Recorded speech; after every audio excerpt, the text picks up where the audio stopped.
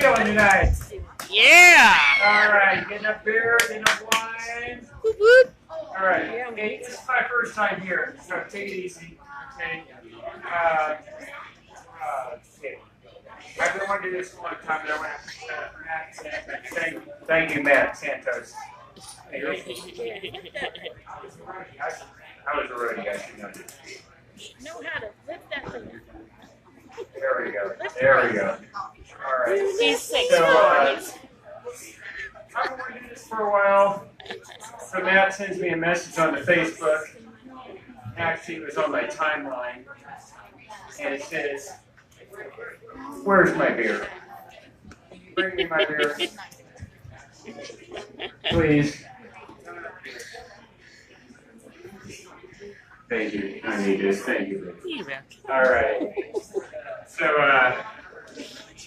I've been wanting to do this for a while, and Matt and I, we've been talking about this. He says in the Facebook message on my timeline, "You, me, October 18th, Raven Cafe, don't flake."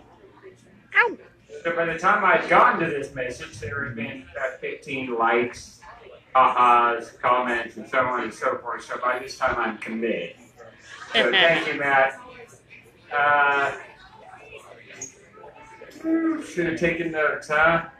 So I did some, I like to watch did some YouTube videos on For Your First Time Stand-Up, Open Mic, and one of the things was, I can't remember the comedian's name, but he was giving his advice, and he says, and there was a question that came up, should I have a beer before I come on stage?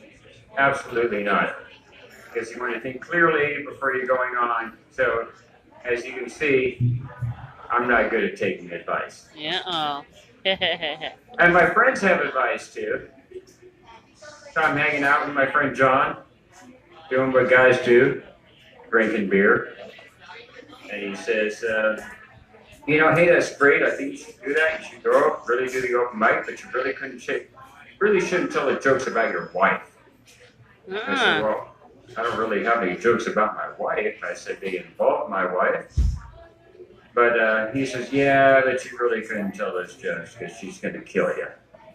I said, no, man, she's not going to kill me. He said, I don't have a life insurance policy. Joke's on her. So,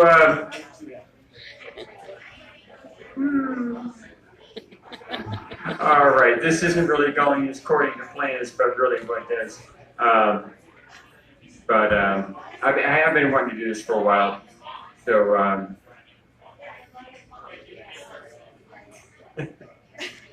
all right, we're getting there. All right, but on the way down here tonight, first I'm going to say, you know, again, thanks, Matt. Thanks, appreciate that.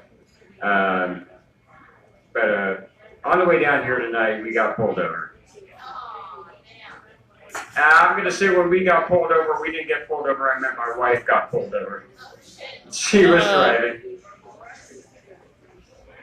So the cop comes up to the car and he says, does her whole thing, live,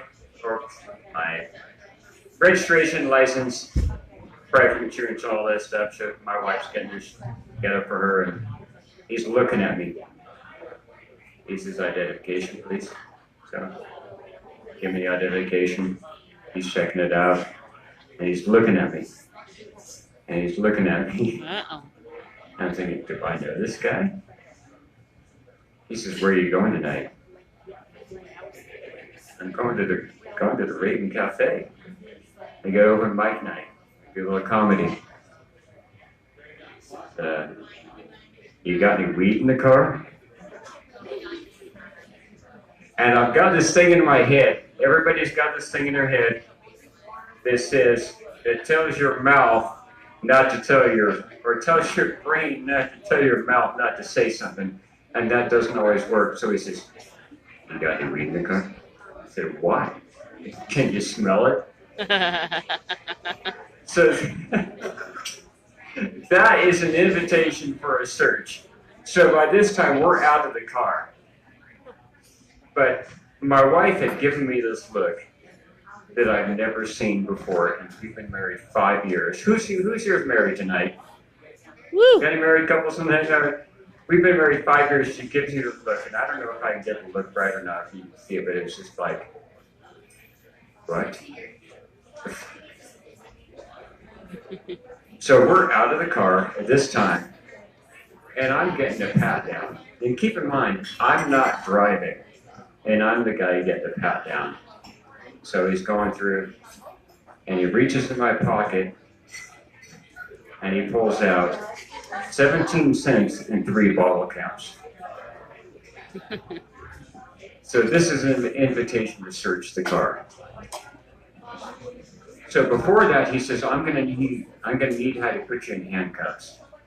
I said, well, why do you need to do that? Is that really necessary? And he said, it's for your own protection.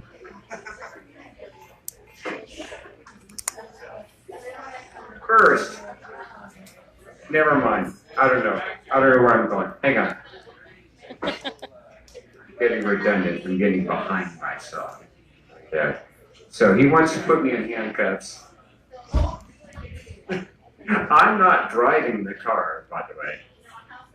And I said, is this really necessary? And he said, yes, it's for your own protection.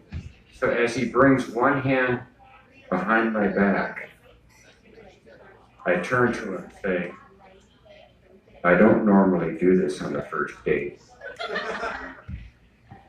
And my wife, again, she looks at me and she goes,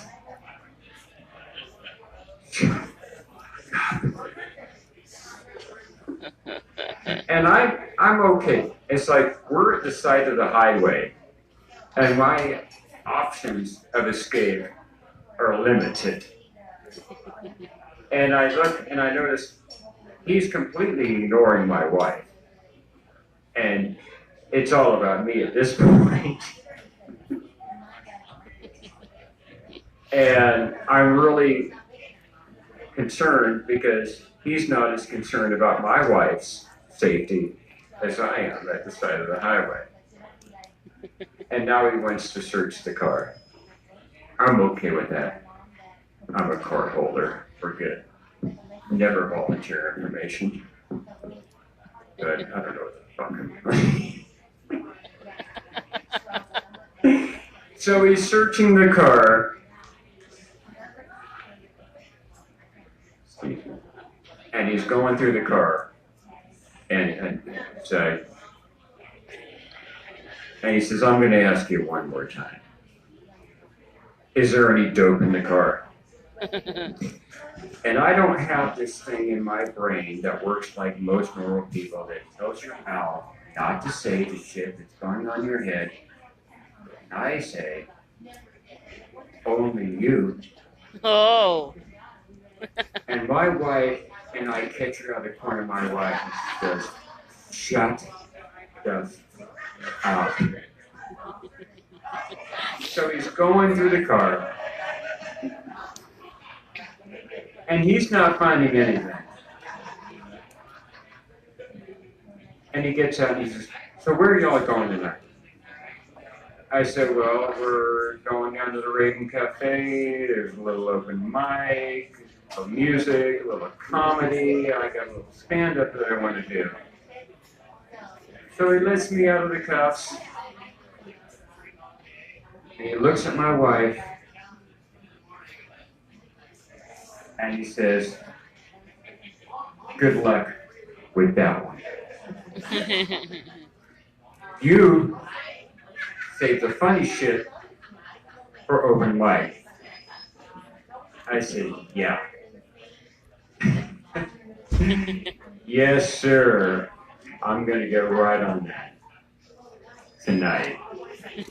So that's all I've got tonight. Thanks for putting up with me. Woo! Raven Cafe! Woo! Woo! Guys, give it up one more time for Patrick Bowen. Yeah. Gotta get those drink tickets. This is where we get 2 tickets.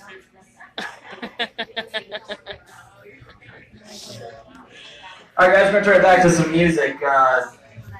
James, let me get you up here, man. Get you set I don't up. know how to turn it off.